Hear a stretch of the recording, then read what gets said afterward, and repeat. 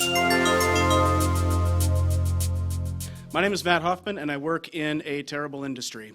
It's that simple. I work in spirits. We started a distillery, and the spirits industry is full of lying and cheating and deception and a lot of things that aren't good for customer relationships.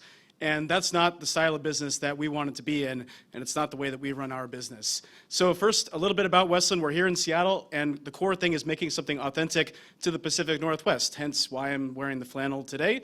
I'll wear the flannel even when it's really hot outside to show how diehard I am. And for us, that means making single malt whiskey. Single malt whiskey is made out of barley. For us, we want to make an authentic thing for our customers. We got a lot of really great awards. All those awards in the bio and everything were great. We got World Craft Producer of the Year. But the key thing here is what we're doing is new. We are selling a luxury product in a category that doesn't exist. Whiskey exists, but American single malt and single malt from Seattle is a new idea. And that's a really difficult thing. We have customers who are coming into our brand, and they are taking a risk. I can't stress this enough, how special our customers are to us. Because for them to come into our brand, there's a lot of great whiskey out there from places all over the world, including Scotland.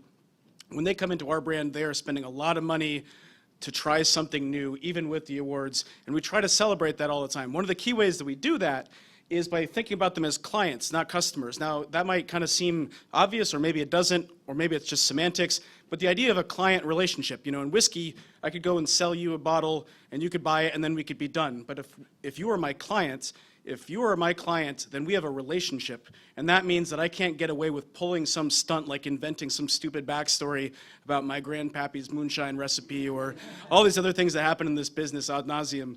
And it means being truthful. It means operating with integrity and honesty.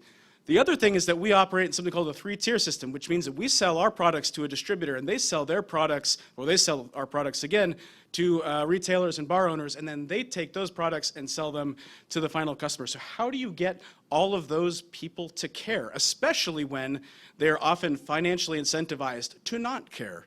And I really do mean that. I mean, the amount of money that flows around in this business is crazy. So the core thing for us is delivering something worth caring about. And I'm going to read something to you right now. If you're from the Pacific Northwest, I hope this strikes a chord. This is from a guy named Adele Parker, 1894 UW commencement ceremony speech. That the West should unfalteringly follow the East in fashions and ideals would be as false and fatal as that America should obey the standards of Europe. Let the West, daring and unprejudiced, discover its own ideals and follow them.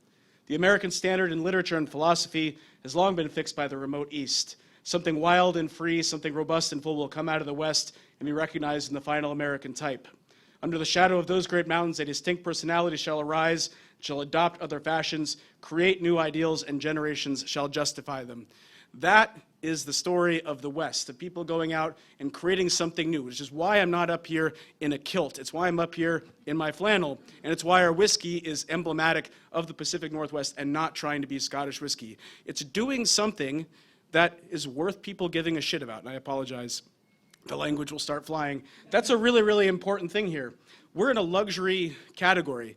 Nobody needs whiskey, sort of, but so how do you get those people to care? And I think there's a lot of great things to talk about here as far as actions and responsibilities, but a big part of it is operating as a company with integrity, even when people don't know to expect it.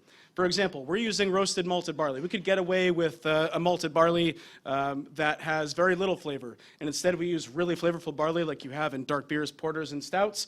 Why? Well, because we want to deliver flavor to people, even though there's no expectation for that yet. The next slide that's coming up is different varieties of barley. They look beautiful. In Scotland, they will say that barley has no flavor. And so what we could have done if we wanted to keep that precedent going was just use the same varietals of barley that are bred for yield, not for flavor, and we could deliver what the expectation is. But we're not trying to deliver what the expectation is to you, our customer, to our client. We're trying to deliver something that's going to really excite you. The other thing you can look at is people. This is a farmer. His name is John Rusin. We pay him triple the commodity price for barley because you don't make any money growing barley at commodity prices. We could get away with doing it at commodity prices, getting it from another farmer, but we pay him triple the commodity price because that's a fair living wage. Now, all of these things matter, and it's really important that you back up all of these things with action. The Gariana bottling is a really important thing to us, too. This is whiskey that's been really successful for us It was Whiskey Advocate's #2 cult whiskeys after Pappy Van Winkle, if anybody's familiar with Pappy Van Winkle, very famous right now. It is matured in the local oak of the Pacific Northwest. Now, that's gotten us a lot of acclaim. You can see here it is growing in the Pacific Northwest along the I-5 corridor. Problem is that it's only growing at 5% of its former habitat right now. So we did the right thing. We only sourced oak that came from the Pacific Northwest that was naturally fallen. That all came down. We could have said, very good. We are sustainable. We're using a local product, creating a delicious product. But we saw this map, and we were upset about it. We were upset about it because this is something that is true and important to us in the Pacific Northwest. So we need to do something about it. Not the minimum. Don't do the minimum. Go above and beyond, even when there is no expectation for that sort of thing. So we went out and we started planting. We work with an organization called Forterra to plant oaks. We will have planted more than 2,000 by the end of next year. In an oak conservation land. It's not our land, but it's going above and beyond. It's delivering value to people, value to your customers, when they don't even know to expect it. To me, that's the big thing about trying to do something right. You know, doing right and doing good and making money are not mutually exclusive. I believe that at the core of my being. It's something that we strive very hard to do at Westland. So, I wasn't quite finished, but I do appreciate that.